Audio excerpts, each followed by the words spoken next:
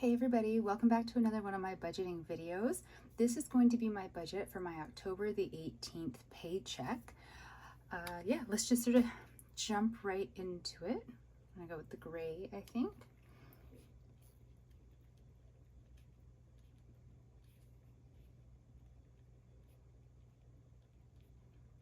So payday was yesterday. Today it is currently the 19th. It's the Saturday, kind of late at night, but it still counts in my world as being on time for budgeting if I do it on the weekend that I got paid. So my balance in my account starting is $3,304.80. Now I have a buffer in here of money that I'm not using in the main part of my budget, so I'm going to pull that buffer out. It's currently $1,453.66. I'll explain the buffer in a little bit.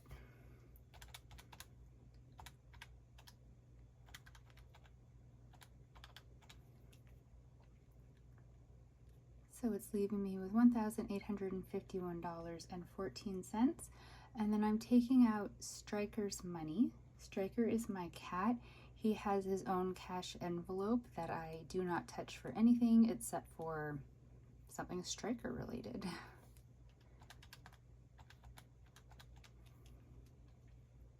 So my real starting balance for my budget is $1,558.72. So the first thing I take out after I deal with those things is half of my rent.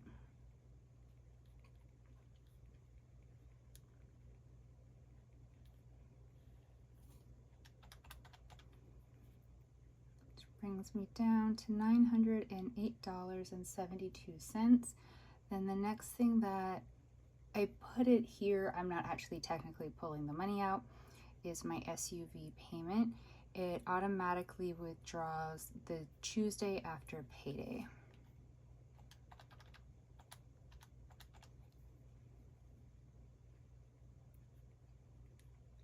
So $642. Every payday I put $60 onto my cell phone.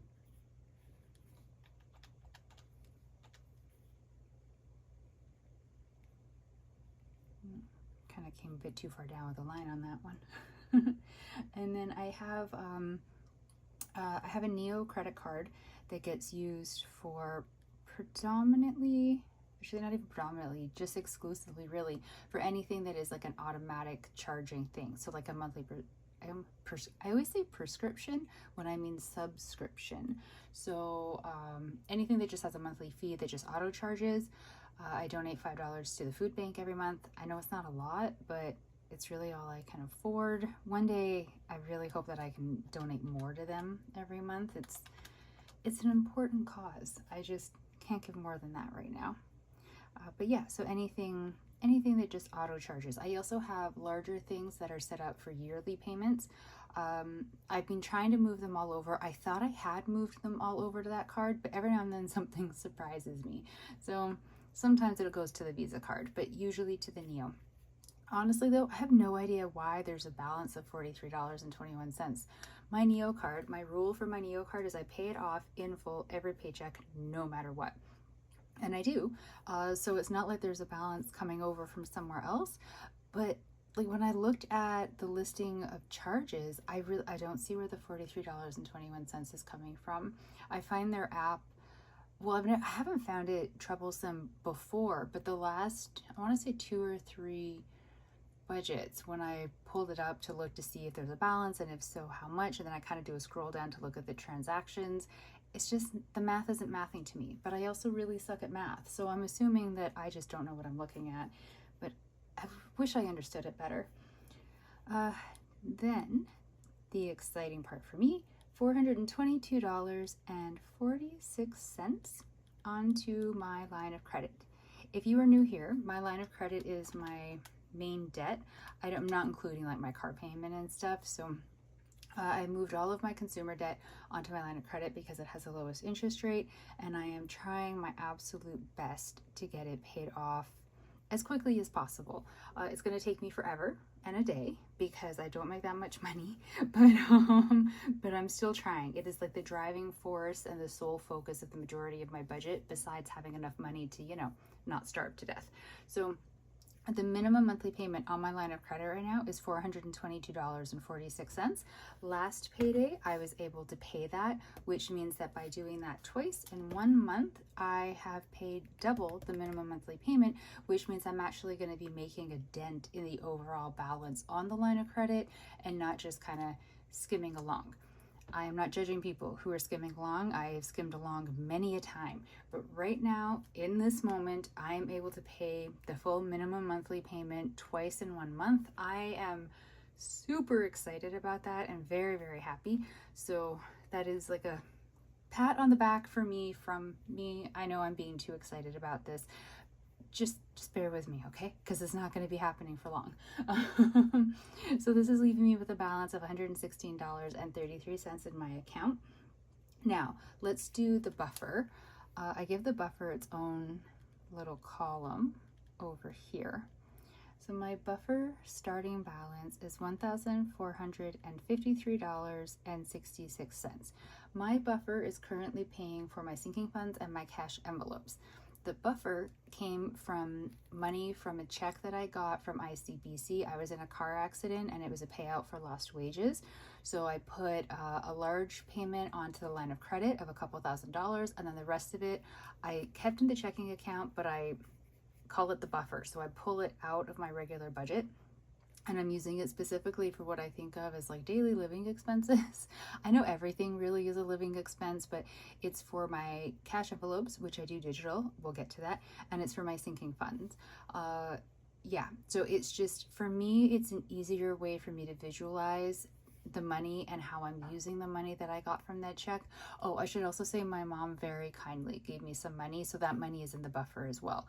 So the buffer is being used exclusively to pay for those two things. So I do it as a separate column in the budget, just so I can more easily keep track of how quickly I'm going through it. I worry that if I had it in the main part of the budget, I'd have a huge balance left at the bottom, and it would give me an artificial idea of how much money I have, and I might just sort of more casually make little spendings here and there, you know, like randomly get a takeaway or buy something from the store because I think, well, I have a lot, there's a buffer, it's okay. And then the next thing you know, the buffer is gone. And I want this buffer to be used very specifically, and I don't want to just drain it because I have impulse problems with shopping. So I keep it in its own column so I can actually watch it as the number goes down and have a much more like solid idea of exactly where I'm sitting with it. So having said all of that, the first thing I am pulling from it is $176, and that is for my sinking funds. And I will break those down for you in just a minute.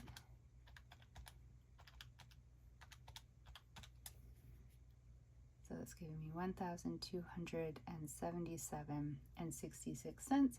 And then the next thing I'm pulling from it is $284 for my cash envelopes.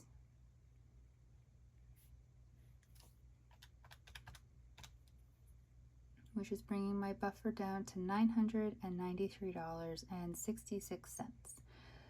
So it's getting lower. We're now down into 3 digits before the decimal point. So, I'm trying not to panic about it. Now let me show you the sinking funds. So I have sinking funds for my SUV insurance, my tenant insurance. I have what I call a tech sinking fund, and that is money that I put aside for my Norton antivirus, my Microsoft 365, and my WordPress account. So I had to combine them into one because you only get so many accounts with the bank that I bank with. Dragon boating, that's the sport that I compete in. Travel,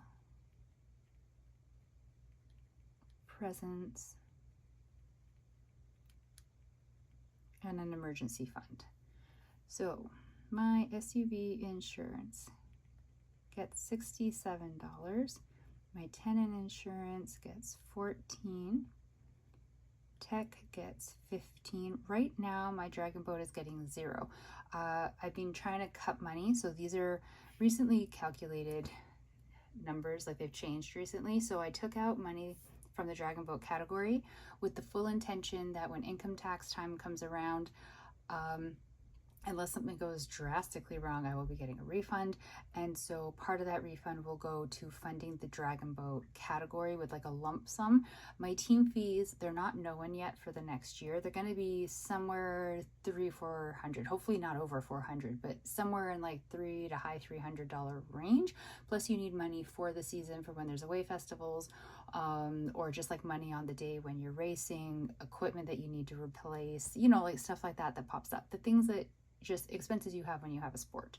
So I'd like to pull from that one throughout the season to cover the expenses of various race days, as well as maybe like extra festivals that we decide to race in last minute so we haven't prepaid for. And yeah, I don't know, I need a new pair of gloves. So things like that. But in the moment for now, I am not putting anything in there because I'm trying to save anywhere that I can. And so that was one of the areas, because the season is over right now. So tax time will come and plenty of time to be able to take care of that. Travel, 40. Now you might be thinking, why am I putting money into travel when I am oh so very broke? I am going home in November. Oh, it's almost here. Oh, that's exciting. All my family lives one province over or an entire ocean away. I don't live near anybody. So I couldn't get time off at Christmas this year, which royally sucks. Instead, I'm going home for almost a week in November, and we're going to do like an early Christmas, which I'm excited about. And then I also, so I have trips that I do back and forth in between where my family is and where I am.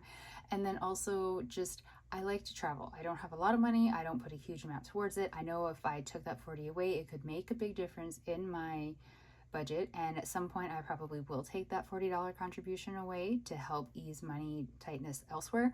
But for now, because I know I'm going in November, I need to have money for that trip so that I'm not using my credit card to pay for things. And I mean, like, this money in the travel fund will be used for anything from covering, say, like if I get an Uber to the airport and back, or airport parking if I decide to drive, if I need to buy, not need, but like if I buy food in the airport or a drink, when I'm over there visiting, if I go out, which I will be, because I'll be visiting with friends and family. So whenever I go out to go do something, it'll cover those expenses, like socializing expenses. It covers any aspect of travel that I need it to cover. I mean, heck, if my suitcase is overweight and I have to pay, it'll help me pay for that. So it is very vital, especially because I know I have that trip coming up. I need to make sure that I have money for it.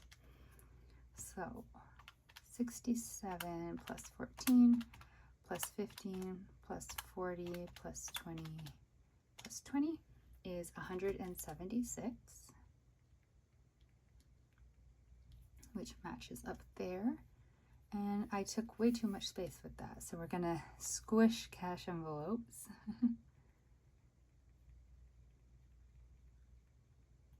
Okay, so my cash envelopes. Striker,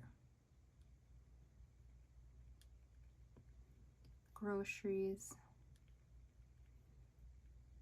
miscellaneous, fun, I don't know why I wrote fun like that, physio, and transpo. So Striker gets $32.50, in case you're wondering, because it's a weird amount. That was calculated out based on the cost of his food, litter, his consumable expenses, and the rate at which I have to repurchase those items, and roughly how much it balances out to in, well, how did I calculate it originally? I did it based on, I think, in a month. As long as I had enough money, I was contributing every paycheck to cover all of his expenses in a month. Generally, I have more than what I need for his sort of consumable expenses, but it's good because his food is ridiculously overpriced and litter's kind of expensive too. So groceries gets 120, although I made a mistake with that. I'll tell you in a minute. Miscellaneous gets 30. fun gets 30. I was saying last time I did one of these videos how fun is supposed to have 60, and I mess this up every single time because it's supposed to be 30 per week, so 60 per bi-weekly pay period. But I purposely did 30 this time, and sort of I'm trying to rein back a little bit. I made some mistakes with some very stupid things that are going to cost me some money, and and so I'm keeping it at 30 as like a personal life lesson, really. Okay, so 3250 plus 120 plus 30 plus 30 plus 3150 plus 40. So 284, which matches up there. So my buffer is calculated right. This is how I got the numbers for the sinking funds and the cash envelopes. Something I do want to make a note of, and I need to figure out how to fit it on this tiny little post-it note, is before I did the budget and moved the money over to where it all gets moved around to, I was out. It was election day here, so I was just a provincial election. So I was out voting, and then I had to go and get gas. So the gas cost me $49.15. It actually cost more, but I also had a $25 gift card that I used up first. So the cost to me was $49.15. And for some reason, okay, my cash envelopes are digital cash envelopes. I should start with that. So they're not actual physical cash, except for Stryker. His is broken down into some is physical cash and some is digital. The rest of them are digital, and I just move the money from my bank account to a prepaid MasterCard that I have with Wealthsimple. So for some reason, every now and then, and I never know when it's going to happen, my Wealthsimple digital card does not tap. It taps almost everywhere, but every now and then I find a retailer I won't tap with. And I went to Esso, and I don't usually go to Esso, but it's where I had the gift card for. I'm not against Esso. I have no preference for gas stations. They tend to not be the ones that I pass by when I'm getting gas, but I hunted one down because I had the gift card, paid the transaction with the gift card for the first $25, and then went to go and tap my prepaid card to pay for the remainder of the gas, and the system wouldn't take the card. And instead of going in and trying to figure it all out, because I was paying at the pump, I just switched over to my Visa card and put the remaining balance of gas onto the Visa because I'm like, it's fine, I haven't done the budget yet. So the reason why it was fine, because I haven't done the budget yet, is instead of moving the $40 from the transportation over to the prepaid credit card with Wealthsimple, I put that as a payment onto my Visa card. So the gas was $49.15, so I put that $40 over, and then I took $9.15 from here, from my remaining money, to the Visa card, so that the Visa, it didn't even show a balance yet. The charge at the gas station is still pending, but once it all processes, it'll be back at a zero balance, because I'm trying very, very hard to keep my Visa at a zero balance. But now my transportation digital cash envelope owes my checking account $9.15. I could, if I wanted to, transfer the money out from the Wealthsimple card over, like, back to this bank account, but it's not that it's a hassle really, but it sort of is at the same time. And for $9.15, when it's not going to make a difference between me paying a bill or not, I don't really see the need to do that. So what I'm going to do is leave myself a post-it note about that, and then next payday, the $40 that I would be moving over to the digital cash envelope, it's going to be minus $9.15. And then the $9.15 will stay in my checking account. The remainder will go over to the actual digital card, and it'll all balance out. Now this is fine. I'm not going to burn through a tank of gas in 2 weeks. I drive a hybrid. I don't go very many places except for doctor's appointments and physio appointments. So I don't drive a lot right now anyways. So it'll all work. If I was living a life where I was driving a lot more, or I didn't have a hybrid, so I was going through gas a lot more quickly, this might not work, but it's gonna work for me right now. So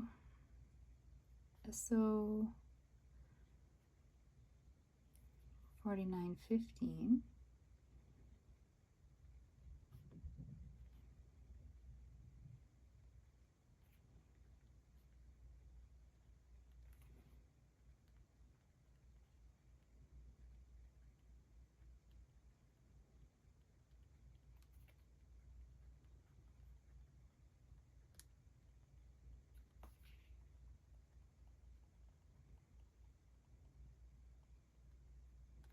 Okay, so I think that's pretty clear. SO $49.15, $40 from Transpo to Visa. Next payday, Transpo owes checking account $9.15. I think that makes sense.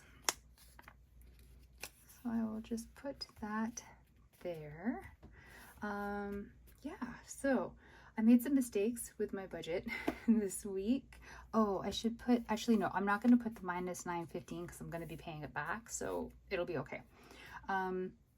But yeah, so I already moved this money over. So the money for, like, say, the groceries cash envelope, but I actually didn't mean to because I got gifted some gift cards for grocery stores and I was going to use those for the coming pay period to pay for my groceries and then not have that as an expense. So I think what I'll do is still use the gift cards and let that money sit in there. It's not going to hurt it to sit in there. And then just sort of use the gift cards because, you know, they were a lovely present. I would like to use them. But I did make some mistakes. So I spent some money on baking supplies because I had something that I was going to today for my Dragon Boat team. It was like our year-end party and we do a potluck. I baked 2 pies last night. Well, I say baked, they were no-bake pies, but I made 2 pies last night, and then I was messaging with the friend that I was going to be carpooling with to go to the party, and yeah, it's next week, and the pies won't hold until then, so I'm giving them away to some friends tomorrow, and I'm going to have to redo them all next week. So I'm going to have to get more baking supplies. I am looking at different recipes to see if I can find something that I can make with things that I already have to save me the expense of redoing them all, even though the pies actually, I think they turned out pretty good. They're not getting cut into until tomorrow, so I don't have a cross-cut image, so I don't know for 100% how they are, and nobody has eaten them yet, so I can't say for sure how they taste, but they seem to have followed the recipe well. It's just a shame they won't be getting used for what they were meant to be used for. But yeah, a lot of like the sort of problems that I had with spending, I'll actually be going over when I do my my reconciliation for my cash envelopes. I do a separate video for that than like my regular budgeting video.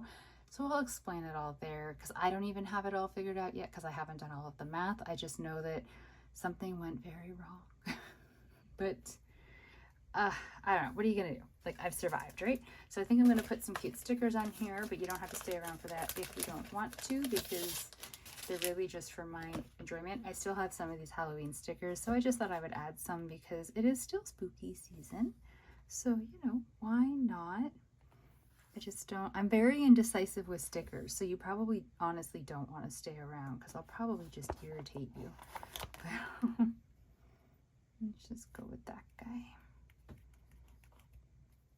See, that is a prime spot for one, but that is an important post-it note, so I don't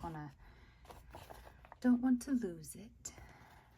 I guess we're just going pumpkin themed at this point.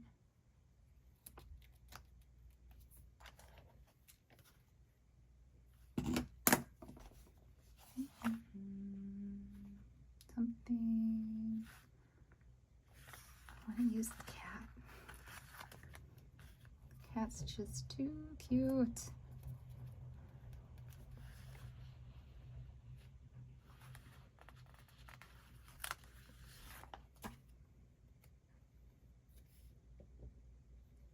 Oops. Oh, there's a cutout there. Oh no. Oh, I'm not going to be able to get the sticker up. Okay, whatever. It's fine as it is. I am not a budgeter who makes things cute.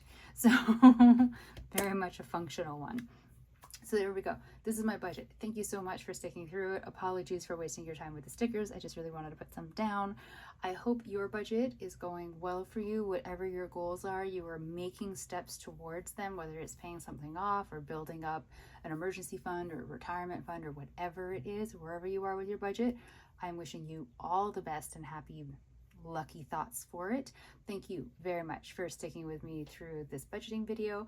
Stay safe out there. I will talk to you in the next one. Bye.